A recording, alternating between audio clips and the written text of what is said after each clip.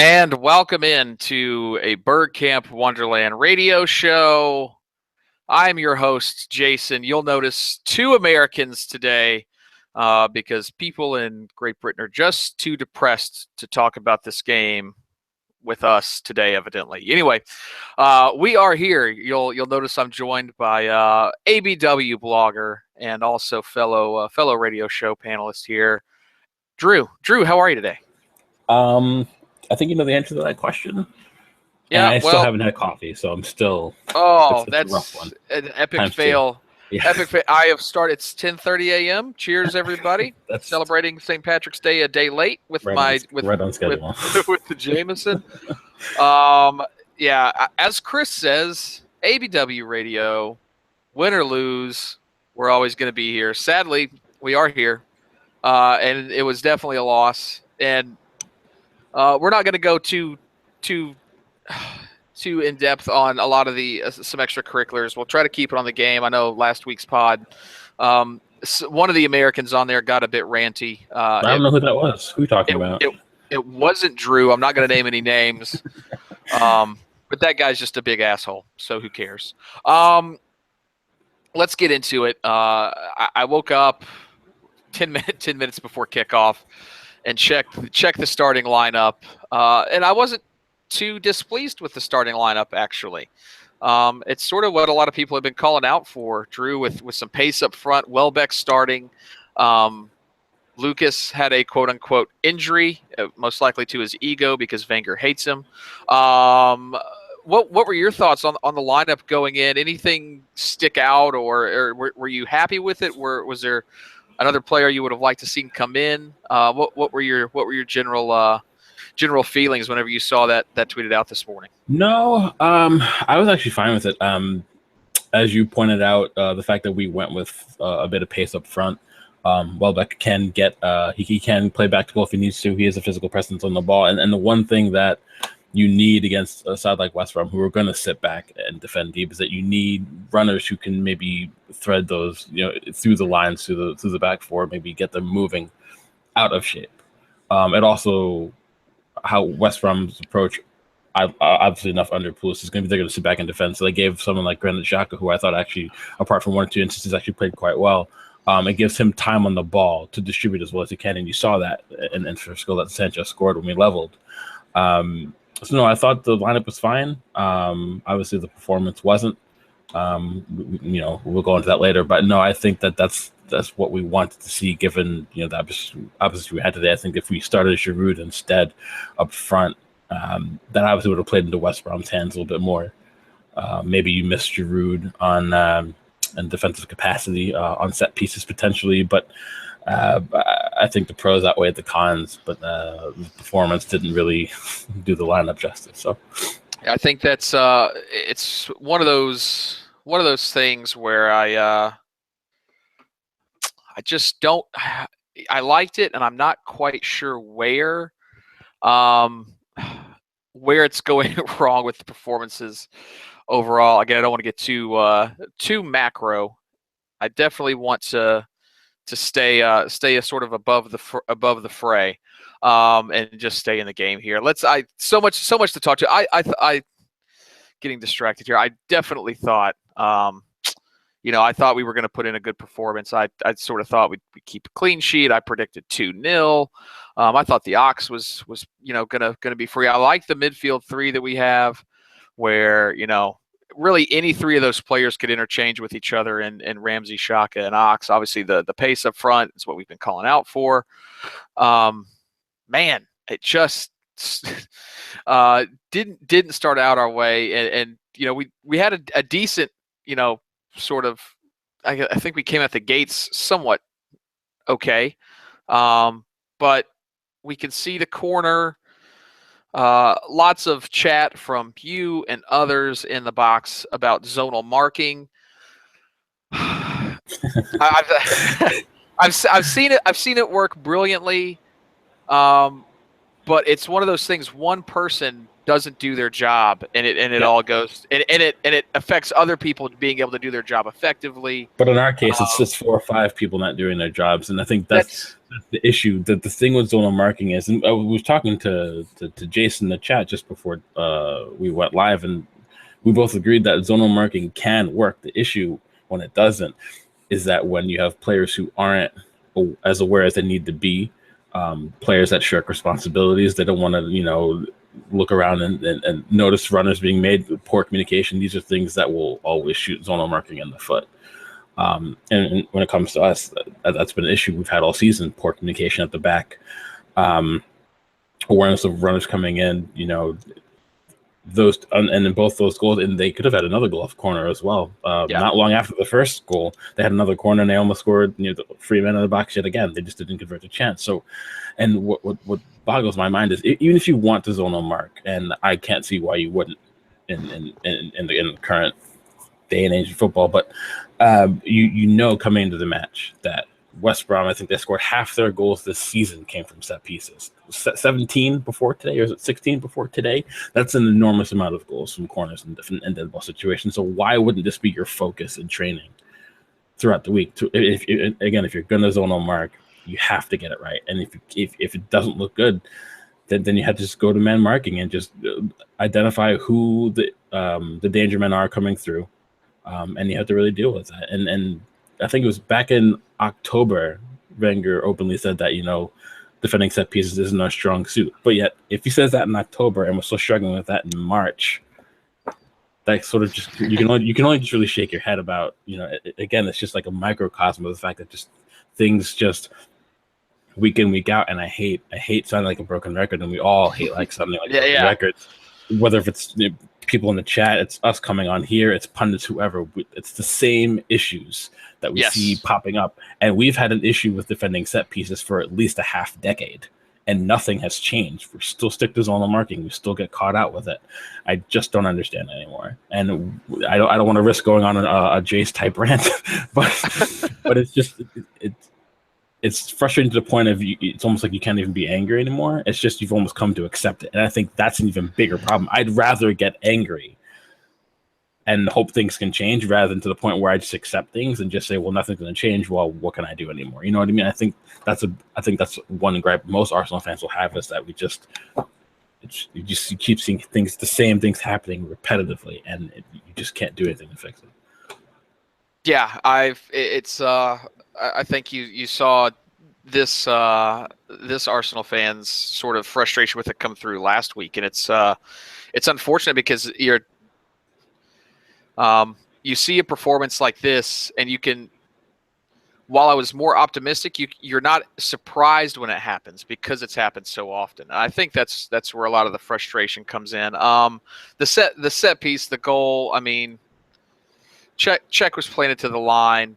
It was sort of angled away from him, I think, if I recall the replays. Koscielny definitely has to attack that ball. He knows it's coming right for him. He's got the clear line of sight coming to him. He just doesn't attack it enough. Ramsey doesn't do enough to hold up the runner before he releases him, which if you're in the zonal marking, you're not. The reason you don't go with runners in zonal marking is because it's not man. If it was man, he would have stayed with the man. You're correct me if I'm wrong, because you've obviously got, as a football coach here. So I guess since we're American, we should just call it soccer and piss everybody off. As a soccer coach, I mean, is that something when you're on the training pitch, do you tell your guys to stay in their zone, or is if somebody's running in and runs into your zone, do you just run with them? Because it looks like, I think a lot of people wanted to blame Ramsey, a lot of people wanted to blame Koscielny. I think there's, not just to play the blame game, but is there one person who's, to me, Koscielny's more at fault because he should attack that ball with a little more energy, as opposed to Ramsey tracking that runner, because I'm not sure that Ramsey would have been able to get to the right side of the runner in time. See, the issue with zonal marking, another thing is that it affords players the ability to not hold themselves accountable, because you can just say, well, I was closer, but so were you, and so was this person who should have done it. And that's the issue. When I coach, I never preach zonal marking, ever. You put your most physical, strong defenders on their aerial threats. And then you delegate tasks out depending on what they're showing. And usually you allow the goalkeeper some degree of telling his defenders where they need to be, who goes on what post, and when and what circumstance. But zonal marking is just, and we saw it, we had 6-7 players in the 6-yard box. So not only does that just allow so much space for late runners to come in off the corner, but it also is an even bigger issue for it. And you saw it when Cech tried to flop to get the cross, he almost really couldn't even get to it because there's 3 Arsenal defenders in his way. If one runner comes through that box and you're doing man, you maybe have one free person who can try to help and one person tracking him, and maybe give the goalkeeper more space as well in his own 6-yard box to even come out for the cross. So zonal marking, it's not just about the fact that it's hard to actually pick up runners if no one's communicating, but it's the fact that you can also impede your goalkeeper as well. It's just, and again, for me, it takes a team who are so well drilled and so communicative on the pitch for it to actually work. And again, that has not been our strong suit for a number of years now. And against a team like West Brom, who, much like, Bolton in years gone by under Big Sam, when they killed us on set pieces, it's the same thing. And we had those same issues back then, with the Kevin Davies headers that you would always see. You want to just put your head through a wall. It's nothing has changed. It's just, again, it's just, I don't know. So.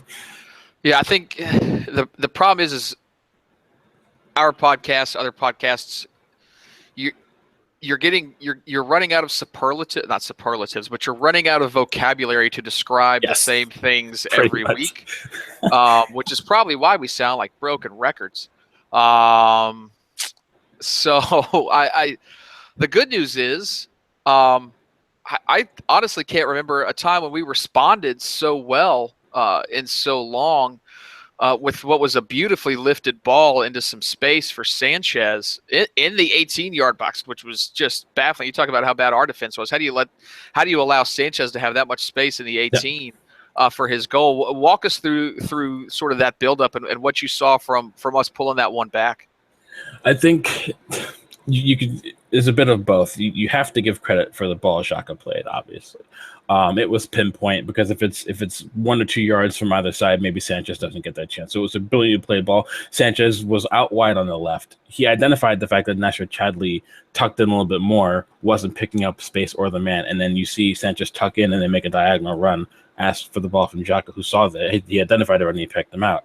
And then a nice little touch from Sanchez to his right, and he gets the goal. But again, it was, I think, for a team who likes to sit back and defend deep in layers, that was pretty poor defending, and you could probably say one of the only moments of the match where they didn't defend well, and we happened to convert on it.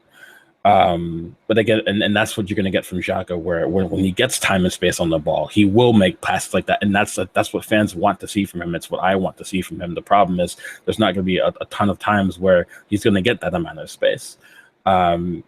So then you could say, it's off topic, but moving forward, we need to create space for Xhaka so he can play balls like that. Because if you get him doing that week in, week out, you'll see a much, much better player. You'll see fans can be more pleased with his performances. He'll get a little more confidence in his game as well. It was a really good goal that we scored, obviously. And it showed that, as you alluded to before, there's this such good movement in that front three that allowed that goal to occur. Because when you have Welbeck and Walcott drifting out of the areas, you always have Ramsey tried to make late runs. Ox was making late runs in the box as well, and caused other issues through the middle for West Brom, and it allowed Sanchez to get that space because Chadli was so worried about everything else that he sort of just for that split second forgot his man, and Sanchez is good enough to obviously convert the chance. So unfortunately, it was the only chance we converted that today, but credit where credit's due. Yeah, it was again a brilliantly weighted ball. A couple of people in the chat thinking Xhaka's not Arsenal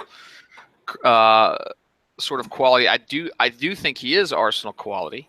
I definitely think that he's not being played to his strengths, which is another sort of issue that you can talk about many other players on the club. And so the performances that we're probably expecting aren't actually there. The other thing that I really, really liked about it was just Sanchez's composure there. A lot of sort of activity going on in front of him, and was able to calmly sort of pull it back and then tuck it away off the underside of the crossbar there. So it was nice to see, really, and really like mentally a really, really nice response from us. That I think at times when we've conceded a goal, especially that early in a match, we've almost just sort of conceded that, all right, well, let's just see if we can get a draw. But it seemed like we got that one back so quickly. We didn't want to be bossed, and I thought, like, okay, this is where we can really push on. Let's turn this around. But unfortunately, the first, well, not unfortunately, fortunately, the first half, sort of continued to push on there. The one thing that I think was really interesting, though, that worried me really early on was Sanchez seemed to be really having a go at today's, I don't know his name, but today's ref. And you could definitely tell, as with any Pulis team, it was their plan of defense was to kick the ankle and then jog backwards, which is a pretty typical Pulis setup. I think we can all sort of agree to that. Were you at all concerned that Sanchez was going to probably see a yellow for some dissent at some point? And at what point do you think, as a referee, you've got to start protecting players?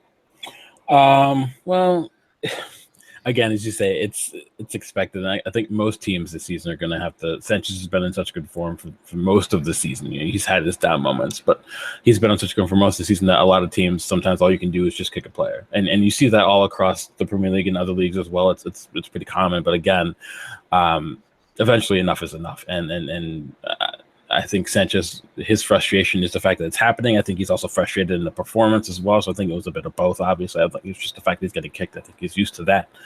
But I do think that, even if the ref isn't going to go out and dole out maybe an extra yellow card or two that he should have, I think he needs to be a bit more diligent in the fact that he needs to really put his foot down on the match and make it clear that, it's got to stop. If it doesn't, then I'm going to start handing out a crap load of yellow cards. I don't think he did enough in that regard. But again, it's not unexpected at this point. I think we see that kind of treatment against a lot of our players. I think most of the better teams do, especially against teams who like to be gritty and quote unquote traditional footballing ways. They will kick your ankles. They will step on your feet. They'll elbow you in the rib cage. That's unfortunate. That's a certain happenstance of football, depending on who you play. But again, I think the refs do, maybe an extra yellow or two that game, and it happens a little bit less because players are going to be not just aware of the fact that the ref will give a yellow, but players who then on a yellow can no longer then do it, or else they were being sent off. So you saw as well when McLean took out Sanchez, he got booked. Yeah. Immediately you saw he wasn't going as hard to tackles anymore, was he? So that's a prime example, obviously, because he couldn't anymore. And he was one of the better outlets that they had all day, so they couldn't afford to miss him. So just as an example. So. Yeah, we'll come on to that McLean tackle here in a little bit. Let's still keep it in the first half. Cech makes a brilliant save off of a good shot from Fletcher, but seems just after that to I don't know if it got his boot stuck or something caught in the ground and it tweaked something, but had to come off. And it didn't look good at first because it looked like a non-contact injury, and those typically tend to be the worst. Instantly he went down. He collected that one ball and knew that he was sort of done for the day. And you could hear him tell the referee when the referee came over. I think he said I can't continue. So unfortunate to see, but Ospina comes in, and I don't know. Just from my opinion, you come in early as like an outfield player, and you know that you can influence the football game. You're still somewhat loose from warm-ups early on, but as a keeper, you're, and no offense to like David Ospina or any other keeper, but the likelihood of another keeper getting injured, I mean, the mentality to just be a keeper and know that I've got to be really good after not doing anything for possibly 10 to 20 minutes. Well, Ospina comes on and thinks, okay, like I didn't even plan to play today, and now I've got to be good. And I mean, we all know he's not the best at set pieces, but I think other than that, he played okay today. But just how do you see us handling this Cech injury? Is it a big blow? Because it's not like Cech hasn't been playing well in the Champions League for us. We've had other issues other than him. in going out of that competition this year. But talk about how big of a blow this could be to us. Obviously, it was 1-1 at the time. Ospina comes on. We still see out the first half, but is this something that you're concerned about the rest of the season, or do you think that Ospina at this point is sort of more on par with Petr Cech than he has been in past seasons? Honestly, I don't think it would have mattered who our keeper would have been for the rest of the season. I still don't think we would have put in the consistent good performances we would have needed to make a push. Obviously hurts us in certain areas because, as you say, or as other people have said as well, Cech is usually his experience. Usually he's a good communicator at the back. He helps organize the defense when other defenders don't want to speak up and be heard, specifically Koscielny, maybe Mustafi as well. Ospina isn't as communicative in the back with his defense. He struggles in the air as well. We've seen that from him from a number of times where he'll flop at crosses routinely and put himself out of position. So what we'll have to look for is ways to mask that weakness, especially. When you look at some of the fixtures we have coming up for the rest of the season, we still have to, some teams we have to play are going to be good and others won't be. So, but then you'll have to look at, say, our match against Manchester City, for example. Will Pep look to actually target us in the air because of Ospina's weakness? If Cech is in fact out for an extended period of time, we'll manage to shift tactics slightly to target that, or will they won't. It'll just really all depend on who we're playing on the day. So yeah, it's a potential concern, but again, it just depends on what we can do on our end, if we do anything at all, and who we're playing. So, and let me channel my inner Carpenter right here and just say, Pep Guardiola, how does it feel going out to a feeder league? That's all I'll say. Jesus. That's all I'm going to say about that. You guys go ahead, please. Oh, I have Arian H in the chat here. As a COB, I want Carpenter out of my club. Good news. He's not here today. He's been relegated. So, so halftime 1-1. I wasn't too terribly concerned about this. I thought, okay, we responded well. We saw it the first half after a big injury to one of our key leaders on the pitch and off the pitch and Petr Cech. But we just I don't know what it is with Koscielny and Mustafi lately. And somebody please tell me if they see something different. But I don't see a lot of communication between them. We've seen other goals where they've gone for the same ball, they've gone for the same header, they've tried to play the same man, leaving somebody else open. And we've seen some shambles, and I'm not saying that the second goal was completely down to that. But the second goal that we conceded, we'll get to the potential offside interference in a second. But let's talk about our players on this for just a second, because we let an easy ball sort of drop in the box over the top, and then why does Ospina go sort of for defeat with that? And now he's, it's not like he tried to block it into Robson Kanu's path, and then all of a sudden Robson Kanu, he's able to slide home sort of in between everybody. But it just seems like the best word to describe it would be discombobulated at the back at times. And is it we're having communications issues? What are you seeing out of this stuff, Drew? I think it's all down to communication. And I do agree that you don't see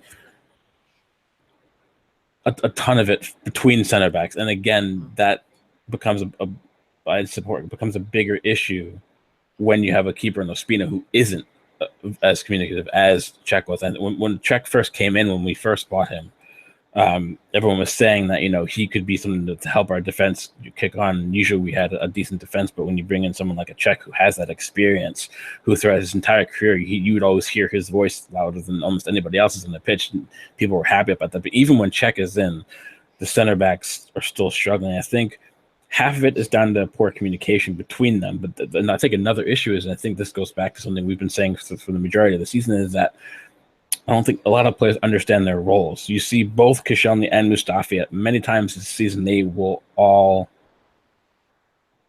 hold on. Oh well, David Brent. If you don't want to talk, if you don't want us to speak because we're American, then you can sort of not listen. Because I've been playing this sport since I was 6, so I kind of know what I'm talking about. But please check on somewhere else if you don't want to listen. Anyway, so no. So yeah, I think the one of the other issues is players ahead of the center backs don't know their roles a lot. You see, both Koscielny and Mustafi often they'll step out of position to cover the space that's left behind by someone who should have been there, whether it's been Xhaka or Coquelin or Elneny, Ramsey, whoever. I think that's another issue. I think that also comes down to the fact that the manager or management, depending on who you want to talk about, isn't delegating their roles to the players well enough. And I think that's another issue because then you don't have the communication between the center backs. So who's going to step and who's not? Are we going to step at all? Should we leave it to the midfielders? That's another issue as well. So I think it's just a negative conglomeration of things that we've been suffering throughout the majority of the season that we don't have a solution for yet, seemingly. So. No, I definitely agree with that. We're going to touch on this slightly. Okay. I feel with McLean's position, I feel he avoided the ball. Yes, he was in an offside position. He avoided the ball. If that's an offside call that goes against us, let's say like we score that goal, but then they call it back for offside, we are livid.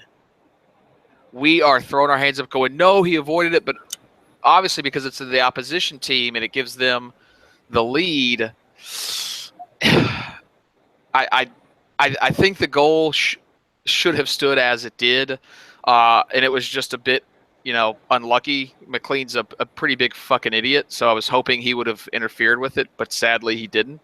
But yeah, your thoughts on that today on the on the old quote unquote interference call or lack thereof, because I've seen people arguing both sides of it. I by the letter of the law, he clearly tried to get out of the way of it, and I think that's what they were looking at. No, it was a good goal. The original ball, he wasn't offsides when it happened. When the ball falls to Kanu, he slots the ball into the net, and you see McLean clearly moves out of the way. He doesn't try to block anyone from getting to the ball. He lifts his leg, the ball goes through him. It's a perfectly good goal. I don't understand what the complaints would have been if people thought it shouldn't have been. You could maybe say that.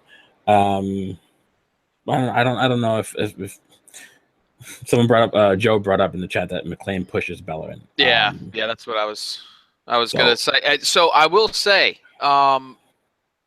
they, and I don't know if you. So if the goal isn't given, it's because of that push on Bellerin, not because McLean is interfering with the ball itself or in an offsides position. That wouldn't have been.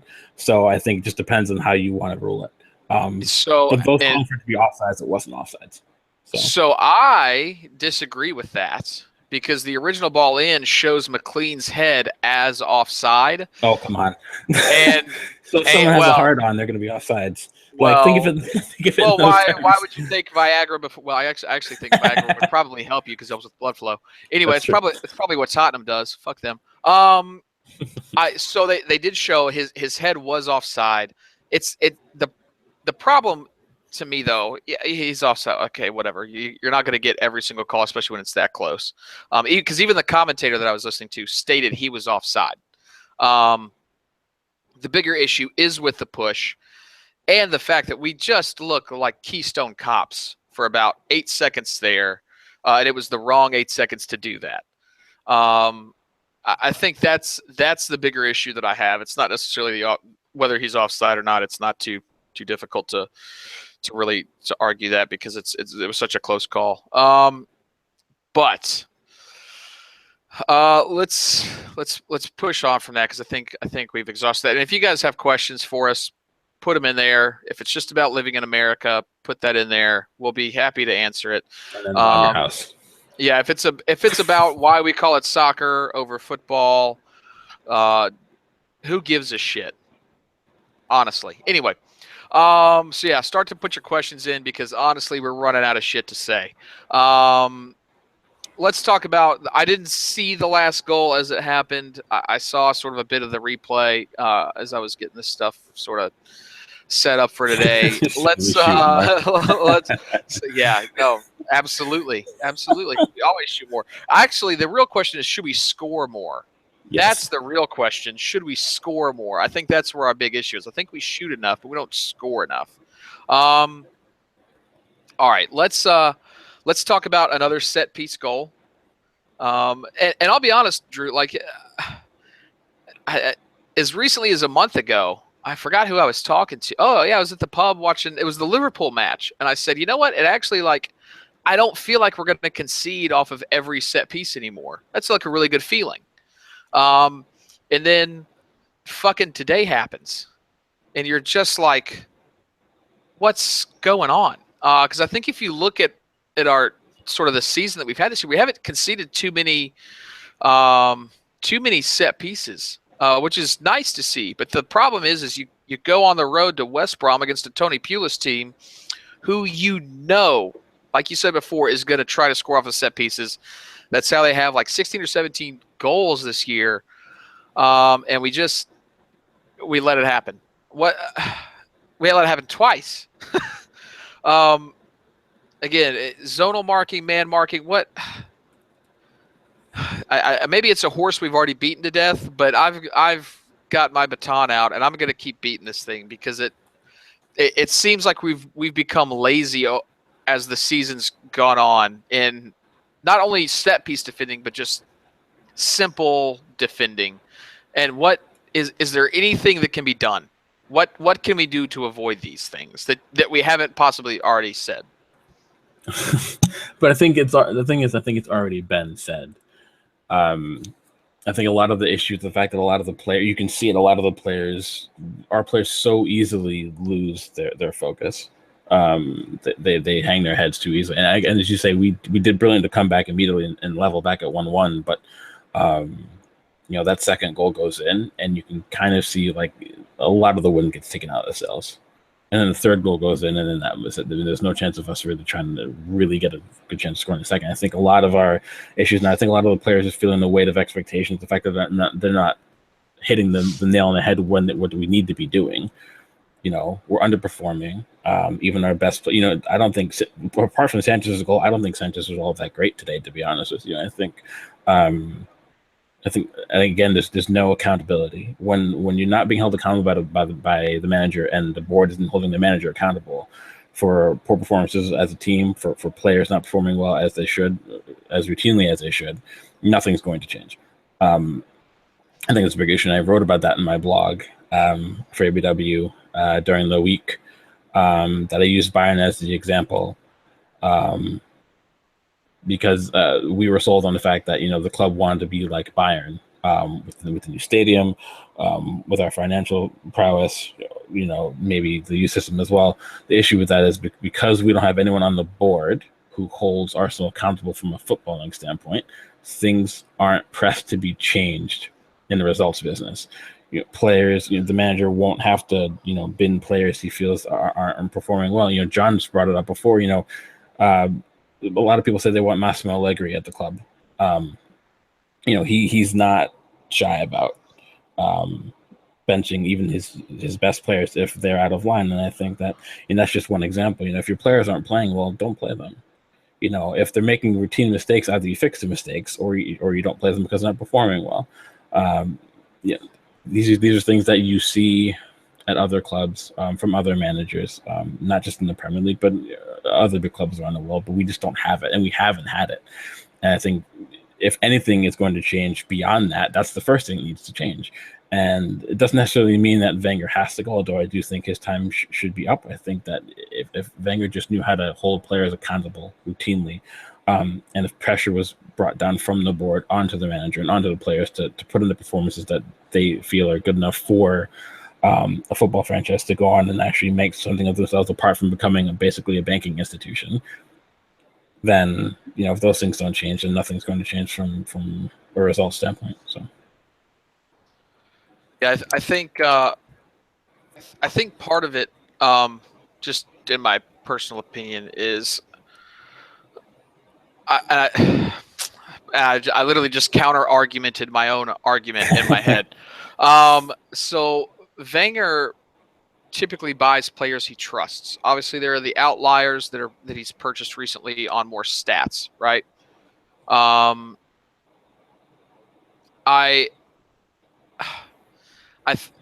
My personal opinion of being somebody who formerly worked in professional soccer in the U.S., who has seen training sessions, I feel like Wenger probably during training is not as I think he trains so that his players feel that they have the freedom of expression.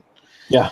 And he doesn't actually go in and say, all right, we're going to work on training, or we're going to work on defense today and the offsides. We're going to work on set pieces today. Now, there may be some of that going on, but I think what's probably really happening is the fact that what Wenger does is he buys players he knows he can trust, or that he thinks he can trust to do the right thing in the right situation. He tries to buy what he probably considers smart footballers. So he feels he probably doesn't need to go over every single element of the game with them. He feels that it should come to them naturally. I think one of my biggest issues with this is the fact that the players are sort of betraying that trust that he's put in them. And when that happens, I don't think he's holding, like you said, he's holding them accountable. I think he's just saying, all right, well, he'll learn the next time. I don't need to really, instead of going through there, we've all heard sort of the rumors that he doesn't sort of prep for individual opponents, as he feels like his team's expression and the quality that they have and how they train should be enough to overcome anything that they're thrown against, like anything that they're up against. Which obviously I'm an American, so I watch the NFL, and literally, no matter how good your team is in the NFL, you specifically train for the opponent you're about to play. In the NFL, you have the offense has a playbook that's about that thick, and it has about 600 different plays in it. And what you do for a game, because you only run about 60 to 70 plays a game if you're a high-paced offense, usually closer to like 50 to 60 if you're a normal-paced offense, is you say, these are the best plays in our 600 to attack this type of team. It just doesn't feel, in my opinion, that we set up to play different teams. We set up and say, we're good enough that we should beat anybody no matter what type of defense they play, how they set up against us, we should be able to beat them. And that's cool if you're that good. But the problem is we've not been that good. We've continued to have these issues with zonal marking. We've continued to have issues with and specifically at times picking up runners from midfield, and allowing the ball to be slotted to the top of the box and conceding these goals. And I think that's probably the overall issue. So while we're focusing on the sort of the microcosm of the set pieces that we've faced today, I think there's the overall larger arching picture that we have here that's causing these issues. All right, let's. I don't want to talk about the rest of the game. 3-0 or 3-1. I'm sort of done with it. Let's actually. So I want to address this specifically, and I'll let you come in on this as well. So Anand Korea, and I probably just Danny that so bad, so my apologies, Anand, asks in the chat, he asks, why are we not getting on Steve Bould's case? He's our head defensive coach as well as assistant manager. He should be the one that sorts us out defensively. And Anand, I'm not and like I said, I'll let you come in on this in a second, Drew, if you have any different thoughts on this. I think our issue, Anand, is we don't quite know if he's actually being given the time on the training pitch to train defensively. Right. I think that's where our concern's at. So I think if it was clearly stated that, yes, Steve has 2 hours a week to work on this during our training sessions, it's all good, then I feel like, yeah, then we should probably get on him. But the problem is we don't know. We don't go to these training sessions. We're not we're not out there watching and seeing exactly what they do. Because I do think if he does have time, with these players to set them up defensively how they should be, then yeah, he does deserve some blame. He does deserve to be questioned a little bit.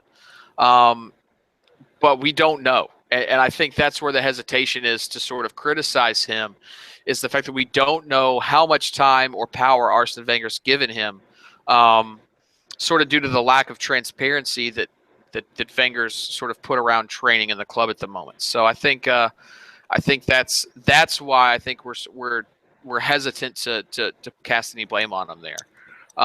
Drew, any other thoughts there? No, I think like much of the listeners in the chat box have said, and like a lot of other pundits, journalists have alluded to before, it's that final say is Wenger's, and it's going to be his way as what you want. You can't tell me that, if the position Steve Bould is in with the defender that he was during his career, these are defensive mistakes that we wouldn't routinely be making if he actually had a say in our training, especially from a defensive standpoint. And I think that's telling. And if he is given the time to work with our players defensively on set pieces, and these are mistakes that are still being made, then clearly he needs to be out of a job. So it's one of those two things. But I'm leaning towards the fact that I really don't think that he gets the time and the ability to have the say that he needs for us to actually fix our defensive problems. Because as I said before earlier, we've had and Mr. Welsh has just shown up.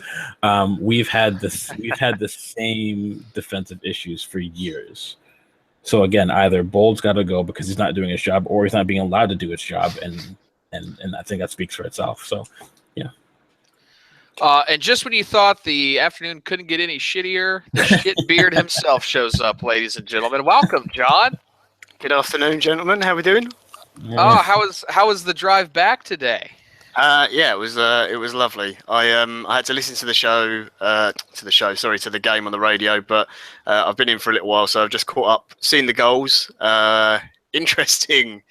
Interesting defending. I was obviously trying to work it all out from the radio at first, but that zonal marking is about as porous as that beard you've got there. Yeah, it's pretty bad. I mean, I'm struggling to see which is worse now, my beard or Arsenal's defence at the moment. So it's pretty close. It's kind of 50-50. I'm sure if we ask a certain Australian, he will always default to the beard. Oh, absolutely. So since you just jumped in here, since you it looks like our streamer has stopped streaming. If you guys can see us, please let us know, because I think our video has just gone out of whack. It kicked on again. Okay, there it goes. Good to know. Okay. We were stuck on John's face there. It's an awful place to be stuck, to be fair. Which if you're a female on Tinder, it's probably something you swipe left on a lot. Anyway, no, John, since you're here, I definitely want to ask you this question. As a fan of Italian football, or since we're American soccer, as a fan of or not American but Italian football, there, Allegri seems to be the sort of name that's being bantered about right now. I've stated to a couple of friends that I don't necessarily think he would leave Juventus for Arsenal. Do you think that's a possibility? Do you think that his sort of philosophy matches? Because I think the club as a whole has a philosophy. And do you think his philosophy matches with the club, and that he would be someone that the club would be interested, and vice versa? Is he someone that like would be interested in our club? He's always said that he wanted to manage in the Premier League, and Juventus haven't had a manager stay more than 3 years since Marcello Lippi in the early 90s, I think it was. He's got a year left on his contract, so in theory he should be there next season as well. At the moment, he's basically in the driving seat. So Juventus could sign him to a new deal. There's talks that maybe Barcelona are interested in him. The PSG job maybe is available next summer as well. Excuse me. So he's got a lot of options, I think. So the ball's kind of in his court. I think he'd fit us fine. He obviously defensively sound and tactical and everything. You expect that from an Italian manager. But he did make Juventus much more possession-based. They are more entertaining to watch than they were under Conte. He's taken on a team and improved them in Europe massively, which is Conte's sort of big failing at Juve. So I think he did really well there. The problem I have with any new manager, whoever it is that comes in, is that it's not just the manager you have to replace, it's everything else that Arsene does at the club. Whether you need a director of football, new scouting, someone to deal with transfers, all of that stuff has to be sorted out as well at the same time. And I'm not confident in the board members that are there that what they would actually do successfully, because none of them really know anything about football, at least to my knowledge anyway. That being said, that's not me saying that I want Arsenal to stay. I think the run of games we've had is embarrassing. We've won 3 in the last 9, something like that. 2 against non-league teams, 1 against Hull. Even that game, we weren't really that convincing. The players are certainly to blame as well. You know, they're not putting in the performances. But ultimately, the buck stops with the manager. You can say maybe the players are downing tools a little bit. I don't know. Maybe that's a possibility. You know, we saw that last season with Chelsea. I'm not sure. I'm not convinced these players have enough backbone to actually do that, if you know what I mean. Whereas I think the Chelsea players are more full of themselves and got that arrogance about them that they can do that and go, you know what, I'm just not going to play for you until you're out of the club. But the defending for the goals I saw was just do you think shocking. that maybe though we are sort of seeing that? Maybe not to the same degree as Chelsea, but do you think that maybe that's just maybe actually, not intentional? Yeah. And let me lead into this question, because I think this has a and I'm gonna utterly destroy your name and just GFP it up. So I apologize. Don't do it. But Pradyumna Reddy, hope I said that right. Pradyumna Reddy has asked, has Wenger keeping mum helped the atmosphere around the club? Does he really think it will all just sail over? Should he come out and say something and be done with it? Do you think that his sort of the uncertainty surrounding him is possibly hurting the players? Do we think that maybe he's told the players already, and he's and just not the public, and so that's. We spoke about this before about in terms of Ozil and Alexis with their contracts, how not knowing what Arsenal's doing could be detrimental in whether we were able to keep those players or not. Because if he genuinely hasn't told the club and isn't going to make his decision until the end of the season, then you have to wait all that time to get those contracts signed. It leaves you in a weaker position, and they might not want to stay if Arsenal's there, or they might want to stay only if Arsenal stays. You don't know. I think it puts us in a really bad position. I don't think it helps the players. You've seen talk of Oxlade-Chamberlain saying he's not happy and maybe wants to leave. Okay, maybe that's not top of everyone's list when you've got Alexis and Ozil was the big sort of name contract players, but I think that's bad for the club. I think Arsene genuinely thinks himself that he doesn't have faith in the board to take the club forward, and he wants to put the club in what he sees as a better position, and he thinks he's the best man to do that.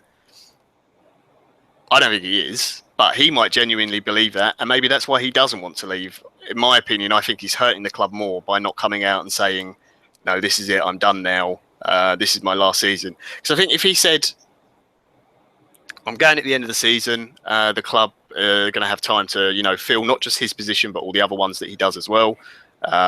I think the players get behind him then and try and put in the performances.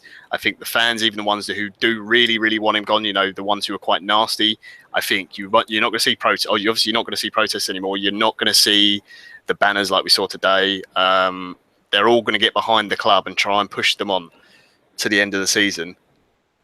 And just the atmosphere at the club is just toxic. So something needs to be done.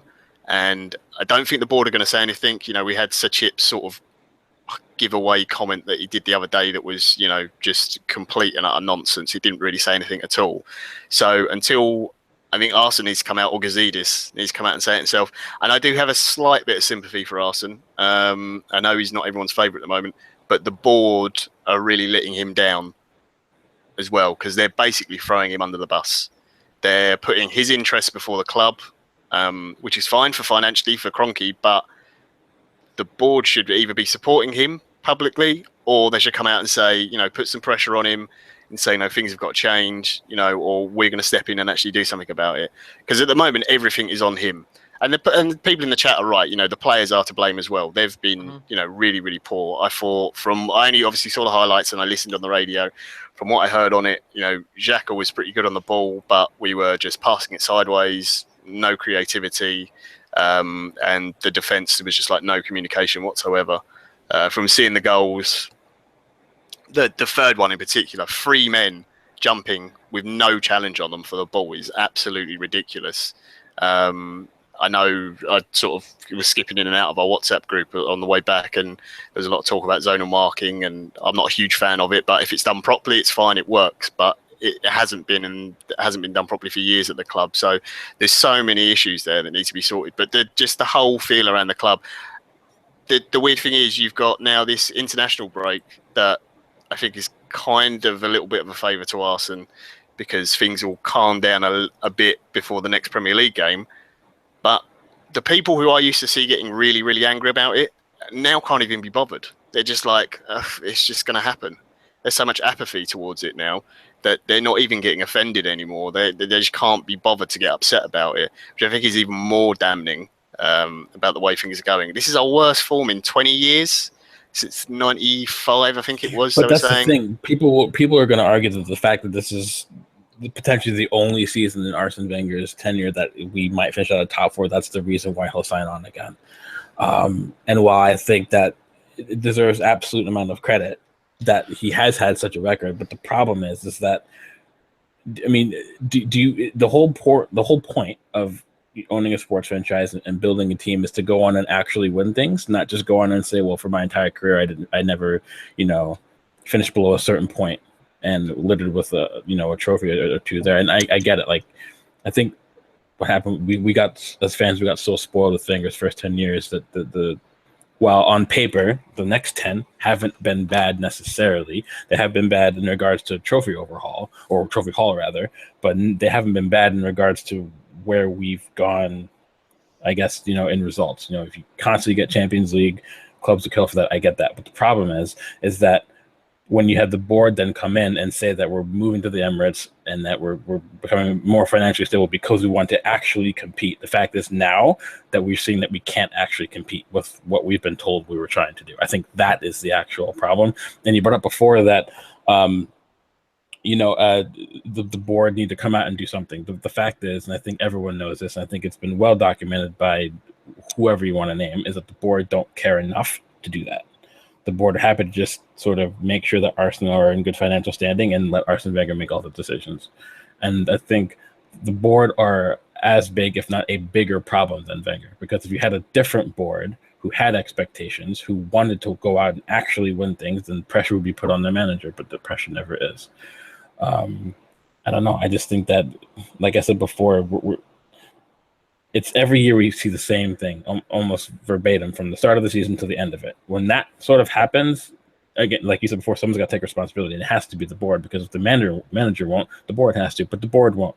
So, and everyone keeps talking about we need a new manager, but the problem is that a new manager can come in, but will that mean the board will sanction the amount of money that manager will want to / have to spend to fix the team, to get the team to where that manager needs it to be? That's the other issue. So everyone can talk about how they want Massimo Allegri to come in, or Diego Simeone, or any of these managers, but they're going to want to come in and build their own team. They're going to want to sell players. They're going to buy players as well. And will the board be willing to let that happen? I think that's why the board are so comfortable with Wenger there, because they know that they won't ever be questioned or pressured by their manager for more money than they want to give. A new manager means that they might make less money year on year because we want to spend more, because our wage structure might have to increase, and they don't want that. These are all things that we have to potentially contend with. And I think that's the bigger overall issue with the club is that. Yeah, I think there's so many problems with the club that need to be changed. It's not just the manager, but I do think if you change the manager, you are going to get an impact on the players on the pitch, because I think those players we've got there are better than the performances they're putting in, but they just look lost. They honestly look like, half the time they look like they don't know what they're doing, and then the rest of the time they look like they can't be bothered anymore. Yeah. Which isn't something you said a few years ago. Normally it would be, oh, they've got no direction, or they're not being trained defensively properly, or there was always effort.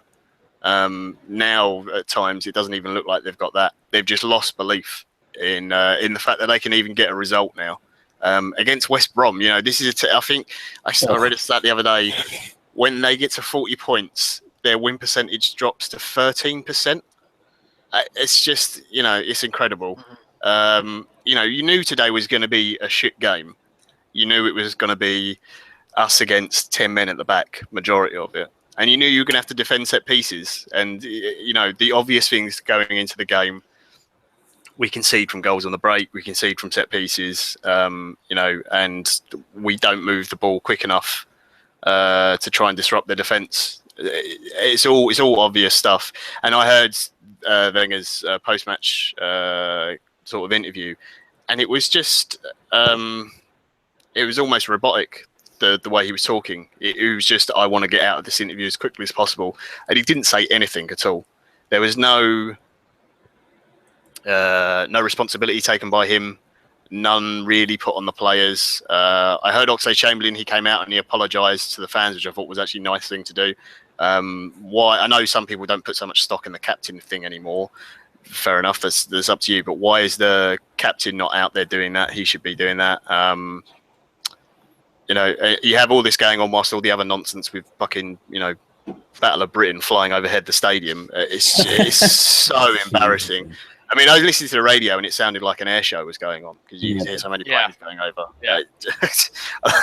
I had to double check because the guy saying it on the radio and I'm like, no, this can't be true. So I'm sending you guys messages and they're like, no, yeah, there really was a plane. You're sending me pictures of it. Oh God.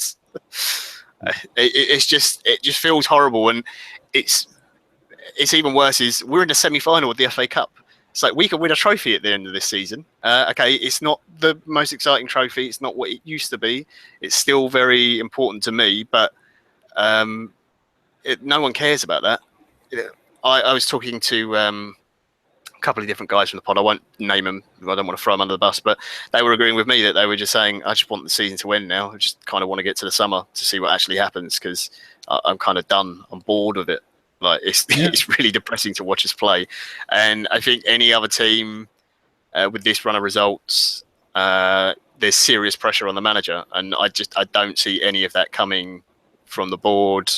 I don't see Arsene maybe putting it on himself, but I think he believes he's the right man to fix it.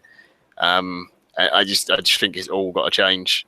I think what's worse is that when he does eventually go, if it is this summer. There's going to be, it might be a few years of being kind of Man United-esque, Europa League, not really competing for the title. Sixth might be our best position, that kind of thing, until we kind of get back on track because there's so many different things you've got to put in place.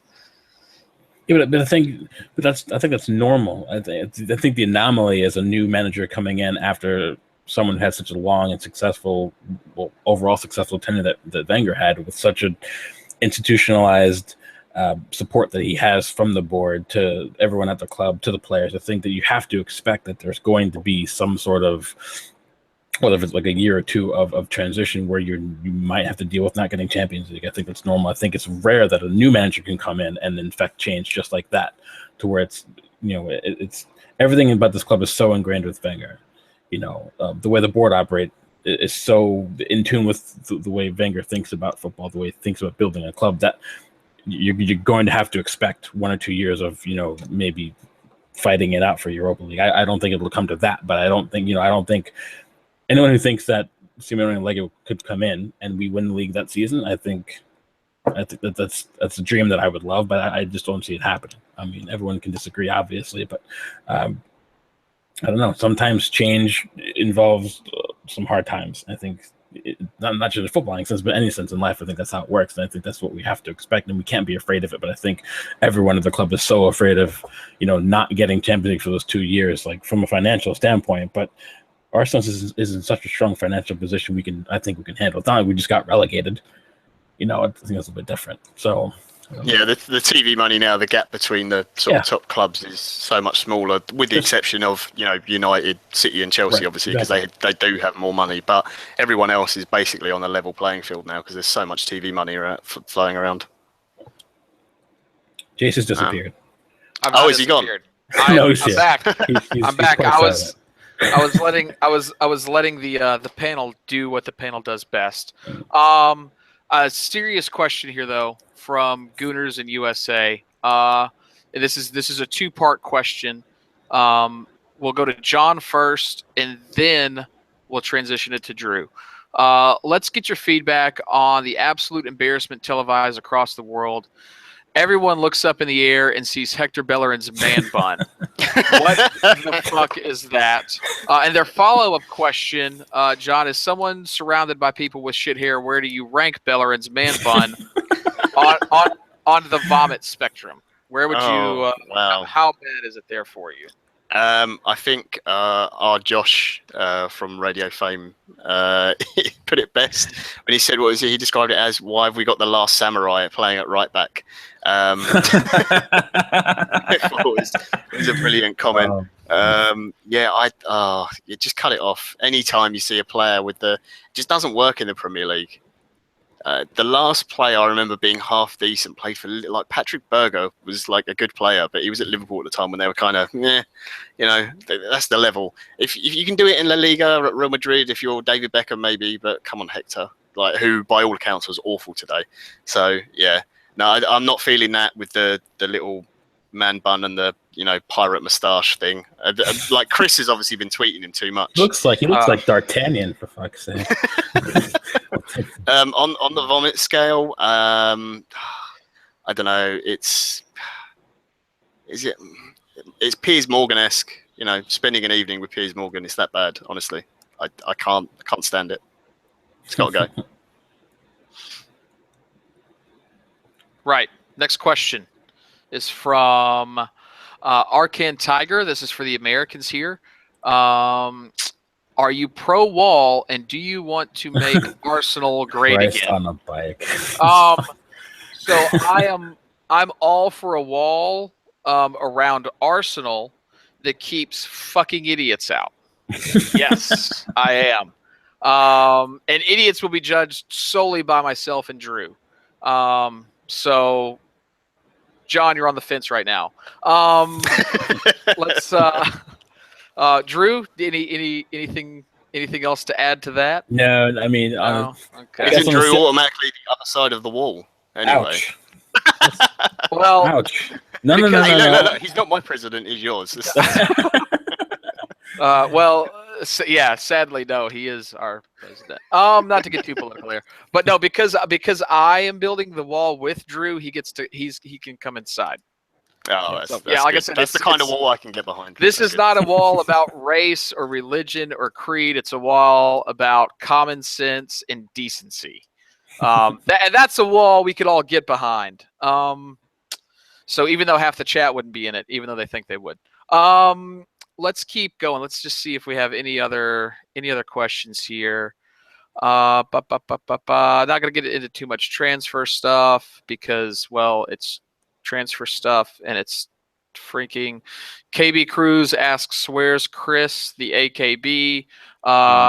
Chris has not yet been able to land his Wenger in plane at the moment, but he should be back hopefully for the next one. And if not, you can always hear him on the Hipsters podcast, the Football Hipsters podcast. Apologies. With two of our panelists as well today, so check that out. Also, while he's here, a shameful plug. Actually, I should say a shameless plug for Drew's blog from this last week on at the Bergie Blogs. Check it out, please. I don't think I have anything to add that I've not added to other podcasts when we've lost. Drew, do you have anything else you'd like to add or chat about?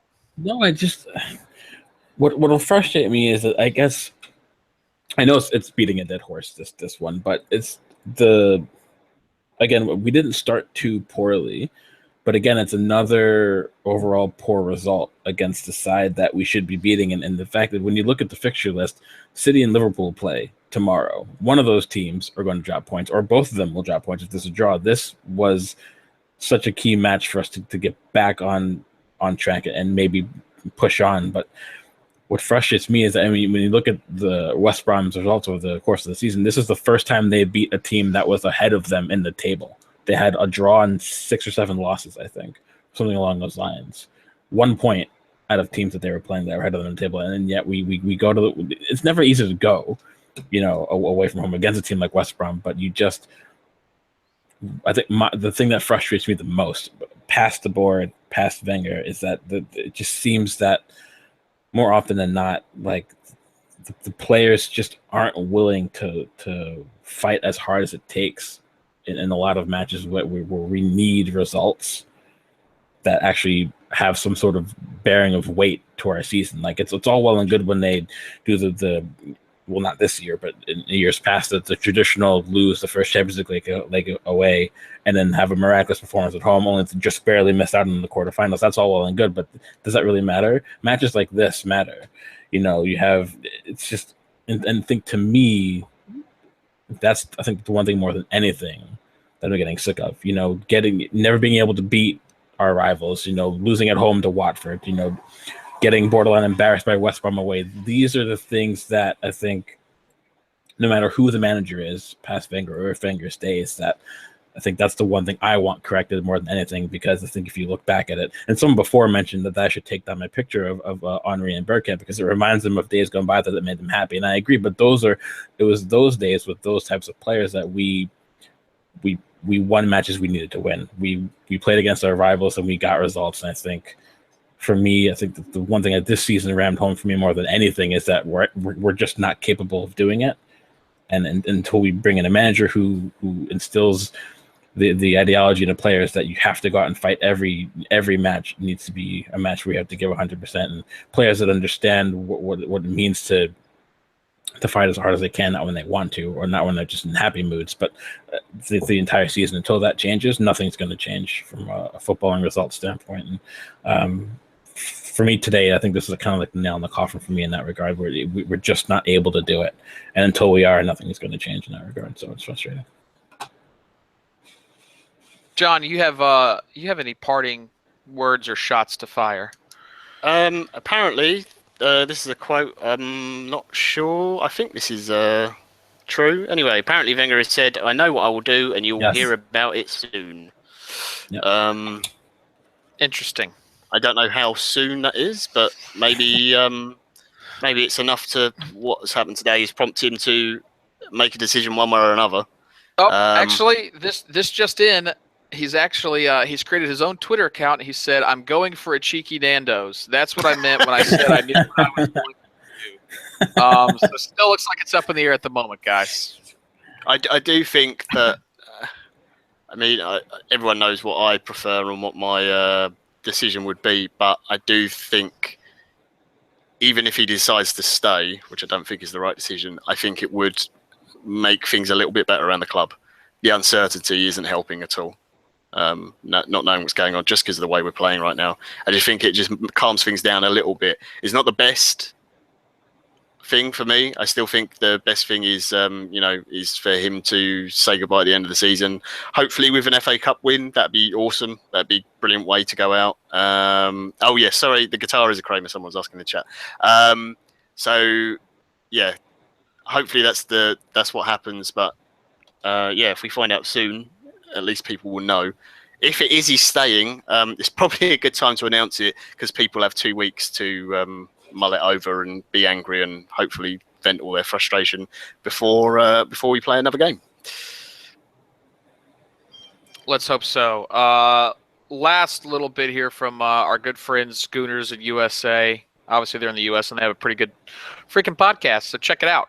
It says, if he knows and he's not willing to announce now and not during the international break, that means he's just waiting for a non-toxic time.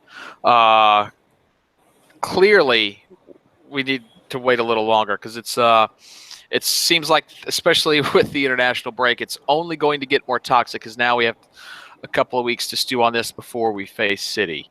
Just to answer that question, I think if he was leaving, I think the only reason he wouldn't say it straight away is because the club and the way they do things, they would do a press conference from the club. They wouldn't do it after a game at West Brom. It's just not the way Arsenal will operate. Yeah, good shot there. And that's not the way we should operate either. Yeah.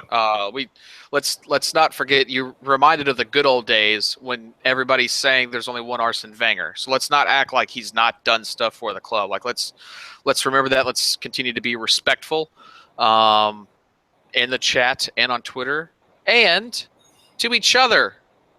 Everybody, let's be respectful to each other. Looking at you, True Gooner.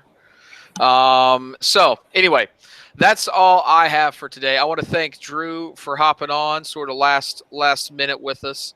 I appreciate your time and your thoughts today, Drew. Yeah, sure, no problem. Thanks for coming. I mean, thanks for having me, rather. No, absolutely, absolutely. John, even though you're a little late and your beard is still shit and you're wearing a beanie, which is for some reason annoying, our good friend Lord Hillwood. Yep. That's why I'm wearing it. Just for Steve. This is all for you, buddy. Thanks for coming on. I really appreciate it, and always good to have a chat with you. And obviously, you can catch both of you. I would have been here sooner, but my plane was a little bit late coming back from the stadium. So I gotcha. Chris was trying to shoot me down. It's it's very complicated. Yeah, and I think we didn't talk about the planes too much today, because it doesn't really matter in the grand scheme of things. Who flies a plane, what the plane says, it doesn't matter. I'm sure they'll talk about it on the podcast a little bit more, but let's all remember that it's just a game, and it will get better. It will get better. So for myself, everybody here, thank you all for watching. Just remember, if you did like us, give us a thumbs up. We have 8 thumbs down, so you guys can go jump off a bridge. But to the 25 who already gave us a thumbs up, we appreciate it. Definitely continue watching it, and thank you guys for participating. And that's it for us today. We appreciate your time, and hopefully next time we speak to you on here, let's hope it's after a win. It's against City. All right. Cheers, everybody.